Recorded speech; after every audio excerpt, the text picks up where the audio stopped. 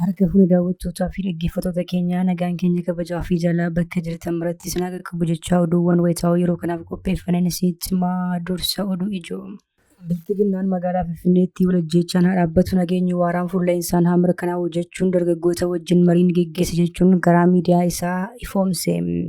Biltiginnaan ofiisaa dhiyee bari'uu nagaa hawaasaa booressaa diraamaa maqaa nagaatiin dalagu ammoo finiinseera. Ni balballoomsina. Sochiin biyyaalessaa Faannoo Amaaraa miseensota koomaandoo addaa yeroo jalqabaatiif leenjisaa ture eebbisiisuu suur-sagaleen mul'isu miidiyaa hawaasummaa irratti qoodamuun ijoo dubbii miidiyaalee ta'eera. Xiinxaltoonni fi rogeeyyiin miidiyaa hedduun hidhattoonni hammi kun yeroo leenjifamanii fi bobbaafaman qaamni maqaa biyyaan geggeessa ofiin jedhu maal hojjetaa jira jechuun gaafatu. Kaan ammoo hariiroo biltiginnaa fi garichaa balballoomsaa jiru. Nuyis gabaasa bal'aa qopheeffanneerra isiniif balballoomsina. Reeffi dhalattoota impaayirtii biyyoota alaa garaagaraa keessa jiraatanii gara biyyaa keessatti ergamuu fi awwaalamuu akka hafuu danda'u gorsaa ministeera muummee Daaqoon Daani'el Kibret himaniiru.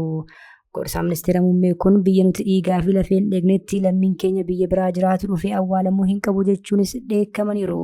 Kunis imaammata mootummaan hojiirra oolchuudhaaf jiru agarsiisa jechuun irratti dubbatamaa jira. Suur-sagaleen dabaallee kan isin biraan geenyu ta'a.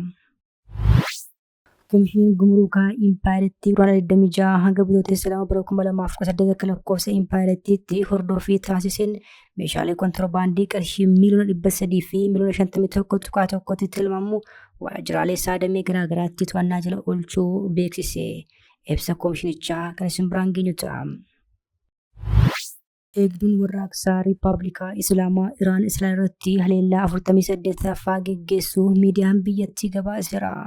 Kunuutu kanaan jiru xiyyaaronni waraanaa Ameerikaa qilleensa irratti boba'aa guutan 5 Saawud Arabiyaa keessatti Iraan misaaliin haleeltee miidhaa irraan gahuu Wall Street Journal gabaase.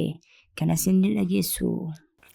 Odeeffannoo wayitaawaa Impaayirtii fi Oromiyaatti yeroo yeroon argachuudhaaf ture YouTube chaanaalii kanaa Subscribe, Like, Share taasisaa jechaan gara oduu bal'inaan qopheeffannetti isin dabarsa. Biltiginnaan magaalaa Finfinneetti walajjeechaan haa dhaabbatu nageenyi waaraan fuulla'insa haa mirkanaa'u jechuun dargaggoota wajjin mariin geggeesse jechuun karaa miidiyaalee sirnicha faarsanii ifoomse.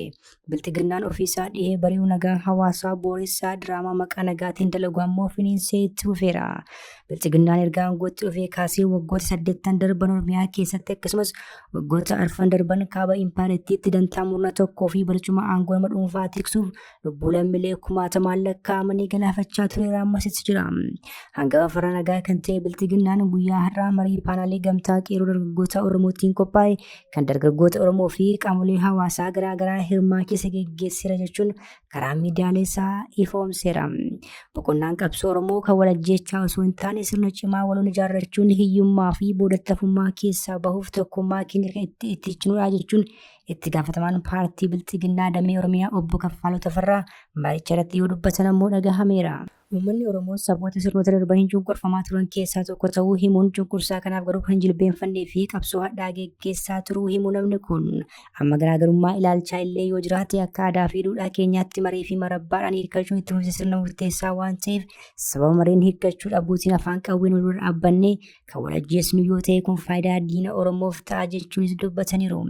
Waliin dhaabbachuu fi wal dhaga'uun keenya injifatan taasisaa uummata keenyaafis kabaja kennuu jedhu qondaala biltiginnaa kun marii irratti waraqaawwan qorannoo bu'aa bahii seenaa qabsoo Oromoo sadarkaa qabsoo amma irra gahee shoora dargaggoonni qabsoo Oromoo keessatti qaban ibsu hayyootaan dhiyaateera jechuun miidiyaaleen biltiginnaa gabaasaniiru.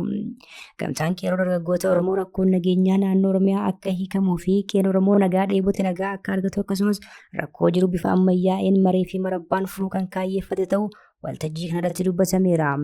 Marii paanaalii kanatti miseensonni gamtaa dargaggoota qeerroo Oromoo hayyooliin abbootiin gadaa haadholiin siinqee ogeeyyiin artii fi qaamoleen garaagaraa hirmaachuu miidiyaaleen biltiginnaa gabaasaniiru. Gareen gamtaa qeerroo dargaggoota Oromoo jechuun of waamu kun biltiginnaan kan hundeeffame yommuu ta'u itti waamamni isaas biltiginnaadhaaf akka ta'etu himama. Biltiginnaan abbaa dhimmaa fi qaama fuulaa fi fuulatti wal lolaa jiran wajjin taa'ee dhibdee siyaasaa hiikuu caalaa diraamaa sobaa geggeessuu itti fufeera. Dhaadannoon sagalee qawwee obboloota gidduudhaa haa callisinu jedhu kunis eega garee kanaan qindaa'ee dhaga'amutti ka'ee bubbuleera. Sochiin biyyoolessaa Faannoo Amaaraa miseensota koomaandoo addaa yeroo jalqabaatiif seenaa keessatti leenjisee eebbisiiseera jechuun suur-sagaleen miidiyaa hawaasummaa irratti qooda ijoo dubbii miidiyaalee ta'eera. xiinxaltoonni fi rogeeyyiin miidiyaa hedduun hidhattoonni hammi kun yeroo leenjifamanii fi bobbaafaman qaamni biyya geggeessaa ofiin jedhu maal hojjetaa jira jechuun gaafatu. Kaan ammoo haroo biltiginnaa fi garichaa balballoomsaa jiru. Sochiin biyyaalessaa Faannoo Amaaraa qabsoo isaa gara sadarkaa waraanaa olaanaa fi qindaa'een geessisuun taatee seenaa qabeessa galmeessa jechuun dubbii himaan garichaa Asres Maarii Daamxee fuula miidiyaa hawaasummaa isaarratti maxxanseera. Sirni eebbaa kun seenaa Faannoo keessatti lola qabaaf kan geggeeffame yoo ta'u, tooftaa fi humna waraanaa Faannoo garee sirna waraanaa ammayyaa fi qindaa'een ceesisuu keessatti shoora guddaa qabaachuun ibsameera. Koomaandoo gareen kun eebbisiise kun baay'inaan 2,000 akka ta'antu ibsame. Gareen maqaa Faannoo dhaahatu godinaalee Oromiyaa kanneen akka Hurruguruu, Wallaggaa, Wallagga Bahaa, Salaalee fi Shawaa Bahaa keessatti haleellaa raawwachuun lubbuu ilmaan Oromoo kumaatamaan lakkaa'aman galaafataa tureera, ammas galaafataa jira. Sirna eebbaa garee hidhattoota Faannoo kan ilaalchisees falmiin garaagaraa karaa miidiyaa hawaasummaa irratti kan ka'ee jiru yoo ta'u, isaan keessaa muraasni gareen kun caasaa akkasitti ijaaree akka eebbisiisu kan godhe biltiginnaadha. Caasaan nageenyaa keessumaa tekni mootummaa kufuu isaaf ammoo sochiin finxaalayyii kanaaf fakkeenya gaariidhaa fi kanneen kana fakkaatan yaaduun jedhan miidiyaa hawaasummaa irratti qoodamaa jiru. Kaan ammoo suur-sagaleen qoodame kun kan turee fi dhugaa irraa kan fagaate jechuudhaanis gabaasa garichi baasee kuffisaa jiru. Reeffi dhalattoota impaayirtii biyyoota alaa garaagaraa keessa jiraatanii gara biyya keessaatti ergamuu fi awwaalamuun hafuu akka danda'u gorsaa ministeera muummee Daaqoon Daani'el Kibiret himaniiru. Gorsaa ministeera muummee kun biyya nuti dhiigaa fi lafeen eegnetti lammiin biyya keenyaa biyya biraa jiraatu dhufee awwaalamuu hin qabu jechuunis dheekkamaniiru. Kunis imaammata mootummaan hojiirra oolchuudhaaf jiru agarsiisa jechuun irratti dubbatamaa jira. Qondaalli biltiginnaa Daani'el Kibiret bara 2011 akka lakkoofsa impaayirtiitti sagantaa masaraa mootummaatti qophaa'e irratti walaluudhaan jibba uummata Oromoof qabu ifatti kan dubbate yommuu ta'u, isa booda ammoo uummata Tigraayin seenaa fi lafarraa fixuu qabna jechuun jecha duguuggaa sanyiif galtee ta'uu dubbatee ture. Namni kun erga gorsaa ministeera muummee ta'e asis gocha gaarii osoo hin taane yakka suukkanneessaa qindeessuu fi raawwachiisuudhaan beekama. Qondaalli kun tibbanaa miira dheekkamsaan guutamanii haasawaa taasisaniin namoonni biyyoota alaa jiraatan gaafa du'an biyyatti reeffi isaanii ergamee awwaalamuu hin qabu jedhaniiru. Osoo beerarra ka'ee nuti duulee biyya kabachiisaa kan jedhan namni kun kanaaf warri biyya alaa teessanii mootummaa qeeqxan yoo duutan gara biyyaatti reeffi keessa hin deebi'u jedhaniiru. ግን እኔ ምንድን ነኝ? በቃ ታስከብረው ራሷ ይሄን የሚለው ሰው ከኢትዮጵያ ምንም መጠየቅ የለበትም። ምንም ለምሳሌ አንዳንድ ጊዜ በውጭ የሚኖሩ ሰዎች የሚገርመኝ ሂደት አላቸው። ኢትዮጵያን የሆነ ነገር ያደርጋሉ፣ ይሟገታሉ፣ መጨረሻ ሲሞቱ ለምን ቅበሩን ይላሉ። ማን ባስጠበቀው ሀገር ነው ማን መጥቶ የሚቀበረው? አገር ዝመት ብትባል እኮ እኛንን ምን ዘምተው? አሜሪካዊው አይዘምትም፣ ጃፓናዊ አይዘምትም፣ ጀርመናዊ አይዘምትም። እኔና እናንተንን ምን ዘምተው? እሺ እኛ ዘምተን ባከበርናት ሀገር ለምን ታዲያ ሌላ ነገር ይፈልጋሉ? ዜግነታቸውን ቀይረዋል፣ ፓስፖርት ወስደዋል። የእኛን ችግር ላለመካፈል መርካቶ ቢወደድና ቢረክስ እኔና እናንተን የምንጎዳው ሄደዋል። እነሱ በኒውዮርክና በዋሽንግተን ወይም በለንደንና በአምስተርዳም ገበያ ነው የሚመሩት። ሰው ይተውልና ኢትዮጵያን በቃ ይተዋል። Hoogganaan waajjira lafaa Oromiyaa duraanii Dooktar Milkeessaa Miidhagaa kanaan dura muummichi ministeeraa kaabinee OPDO hundarra tokkicha Daani'el Kibiret naaf wayya jedhan jechuun hariiroo Abiyyii fi Daani'el Kibiret gidduu jiru ibsuun ni yaadatama. Komishiniin Gumruukaa Impaayirtii Duraan Ala bara 2026 hanga bitootessa lamaatti hordoffii taasiseen meeshaalee kontirbaandii qarshii miliyoona 300 fi miliyoona 51 tilmaaman waajjiraalee isaa damee garaagaraatti to'annaa jala oolfachuu beeksise.